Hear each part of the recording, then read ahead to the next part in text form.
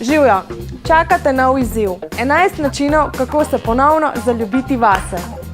Najpomembnejši nasvet številka 1. Vsak dan si povej, da se imaš rad.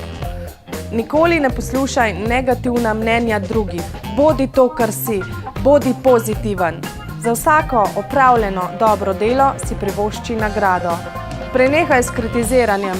Sprejmi samega sebe, takšnega, kot si.